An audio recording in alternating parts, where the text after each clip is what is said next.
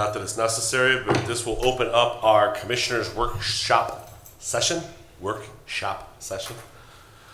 Anyone wishing to speak with the commissioners on any topic, please feel free to come up to the microphone, state your name and address. Anyone for the workshop session? Seeing none. Gentlemen to my left and right, is there anything that you would wish to discuss? Mr. President, Yes, sir. I have to say the free showing of Superman 2025 at Atlas Theaters in the Great Lakes Mall was excellent. I had never seen the movie previously, and it was a lot better than I expected. It was great to see backdrops from both Lake County and Cleveland in the movie, and the unsung hero was definitely Crypto the Super Dog. Yes. Funny enough, we watched that when it got released, just after I'd had a chance to go down and take the kids down to the arcade. Wasn't it fun? Downtown, and they're like, we were just there, yeah, I remember that. Yeah, Bubba was down there. It's kind of fun, so. Yes, it was a pretty good movie, pretty unique to see Headlands Beach recreated, so. Any other topics? None? Okay. Sir, any other topics for you? I mean, I could kill 3 minutes talking about who I want to trash talk for the upcoming 4-H auction, if we want to do that. I'm always prepared to talk about that. Do you want to talk about that? What? It's your call, sure. Well, I can just give an update with regard to Route 2. Okay. So I've been meeting with the engineer and the municipalities. I think, as you know, the cities are looking, to approach ODOT to sort of put it under the veil of how ODOT approaches most other sections. This one in Lake County is a bit unique, and I know that the cities are sort of seemingly to hang their hat on that aspect of it, which I think we all know isn't going to bring to any kind of a resolution soon. I've continued to talk with the engineer's office about concerns that the cities have, and I think we are where from the engineer's side and from the county side, realizing that the contract is and the terms of the engineers, and we're just the approving body of that we're at a point. The cities haven't really offered a counter proposal to that, and again are all focused on ODOT. So kind of trying to continue to push that along to get something to talk about. That'll be the next step. And I know that we're going to Columbus later this month, and we're also going to be engaging ODOT to assess the practicality of that, whether they're interested in it and what would it look like from a term of funding. There's a lot of information that's sort of up in the air. So I'm just trying to promote something that will be amenable while we evaluate that. Don't know where the cities are going to fall on it, but trying to do my best to bring everyone together. Well, I appreciate your work, and I appreciate your patience and helping out. I know that this conversation started last year, and we've been working on it. For my 2 cents of my opinion of the situation, the State Route 2 maintenance agreement, which is, I believe, what we're speaking about here, was probably like a 50-year-old contract or something like that. When it was 4 years old. 54-year-old contract. The maintenance of State Route 2 is the responsibility of the municipalities which it runs through. I applaud those municipalities for their foresight 50 years ago to realize that one entity or organization would do the job potentially better and more efficient than having 4, 5, 6 different municipalities take care of their own stretch. So I do agree that one entity should do it. At that time, they chose the engineer's office, but we had an audit of the engineer's office and their budgets and their financials that wrapped up, I believe, last year sometime. And one of those recommendations was you should explore rewriting this contract. It no longer financially makes sense, et cetera, et cetera. And the deadline to enter into the contract for the next year is June 30th. There's a requirement for a 6-month notice to exit out of that contract. And so from where I sit, I salute the cities for wanting to negotiate with one organization for efficiencies and for cost. If that's not the engineer's office, then figure out who they want to do that. But the contract, I think we've kind of presented, there's a $5 license plate tag fee that goes into a fund, the vast majority of which goes towards state Route 2 maintenance. It's intended to be utilized by the municipalities for, road projects. We use it for this, and it, augments the cost.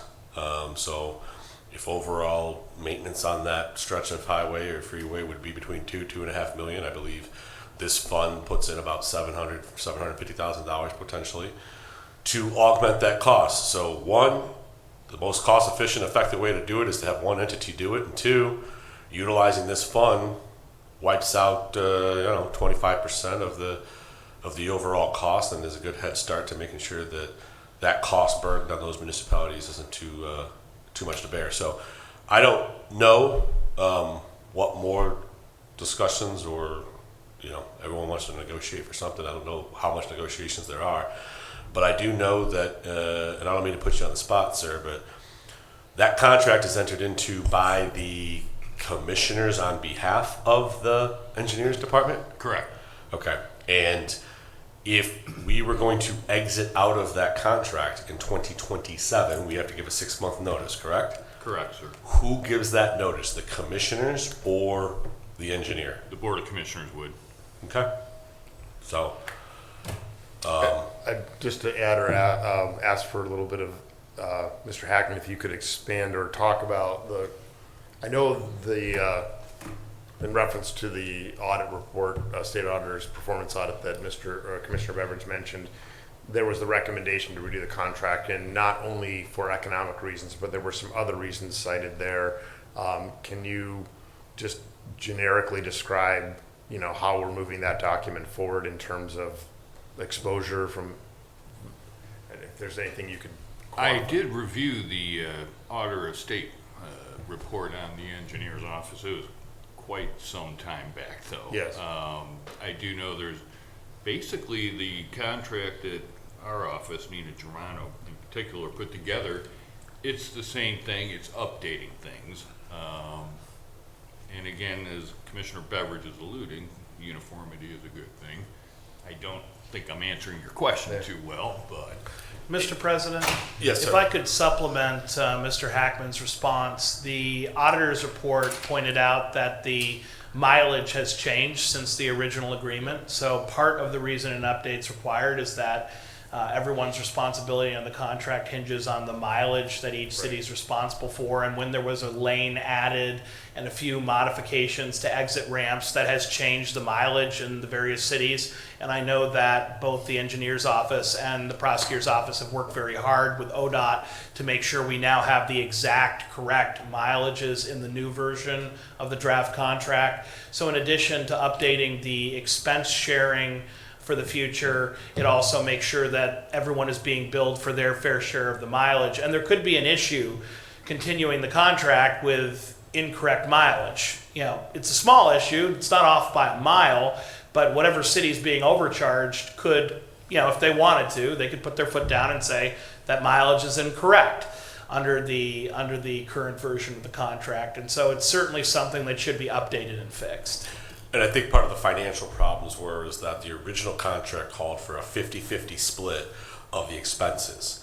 The fund that has been used to cover the engineer's portion of that is that $5 license plate tag fee.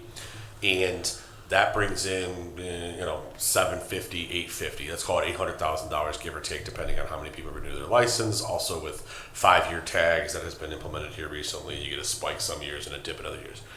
But it's bringing in on average, let's say $800,000.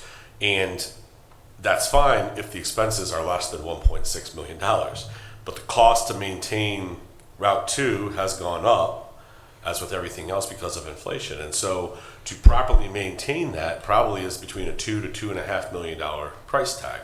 Well, if there's only $800,000 available to cover 50% of a $2.5 million price tag, then the engineer's office would be on the hook for $1.25 million. They'd have to be coming out of pocket an extra $450,000.